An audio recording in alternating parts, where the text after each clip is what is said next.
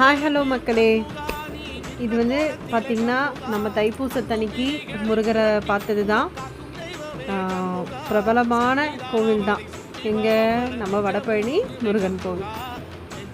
So என்னடா நம்ம சிவனை பற்றியே போடுறோம், ஈசனை பற்றியே போடுறோம், முருகனை காட்ட மாட்டோமே நினச்சிட்டிங்கன்னா கிடையாது. ஐயா அவ்வளோ ஜெகஜோதியாக ராஜ அலங்காரத்தோடு இவ்வளோ அழகாக வராரு பாருங்க. நான் போவேனே எனக்கு தெரியாதுங்க. நியூஸ் சேனலை பார்த்துட்டு ஐயோ நம்ம எப்படா போகிறது அப்படின்னு இருந்தது. ஆனால் திடீர்னு அதிசயமாக எனக்கு வந்து சரி நம்ம பிரசாதம் மட்டும் செஞ்சு எடுத்துகிட்டு போய் கொடுத்துட்டு நம்ம கோவிலில் கோபுரத்தை பார்த்துட்டு வந்துடலான்னு நினச்சிட்டு தான் அங்கே கிளம்புனோம். ஆனால் முருகர் வந்து என்னை வெறும் வயிற்றோடு உள்ளே விடலை. நல்லா சாப்பிட்டு தான் நான் முருகரையே போய் பார்த்தேன். அதுக்கப்புறம் ஐயா அழகாக வராரு, அப்படியே ஜெகஜோதியாக. ரொம்ப சந்தோஷமாக இருந்தது.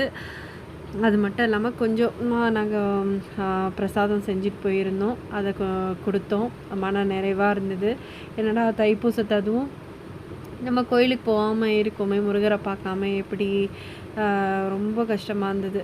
அப்புறம்தான் முருகர் வந்து நீ என்னை நினச்சிட்டியா, வா நான் உனக்கு அருள் தரேன்னு சொல்லி எனக்கு அங்கே வந்து உள்ள கேட் இருந்தது. அந்த கேட்டில் வந்து உற்சவருக்கு அர்ச்சனை பண்ணிவிட்டு எங்கள் ஹஸ்பண்ட் பேரில் பண்ணிவிட்டு, ஏன்னா அவர் பூச நட்சத்திரம், ஸோ பண்ணிவிட்டு அதுக்கப்புறம் நாங்கள் வந்து சரி வீட்டுக்கு போயிடலாம், பயங்கர கூட்டமாக இருக்குன்னு. ஆனால் விட்டாரா, விடலையே.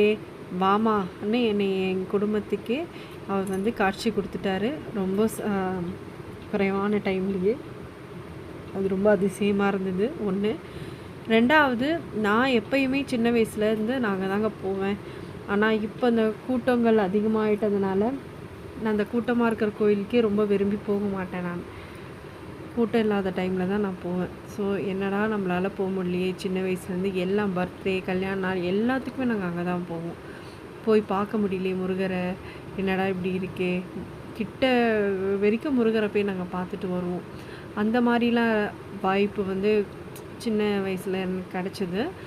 ஆனால் திரும்பவும் வா, எப்படி நான் உன்னை வந்து வருத்தத்தோடு வெளியே அனுப்புவேன், நீ என்னை பார்த்துட்டு தான் போவேன்னு சொல்லிவிட்டு என்னை முருகர் காட்சி கொடுத்து ப்ளஸ் பண்ணி அனுப்பிச்சார்.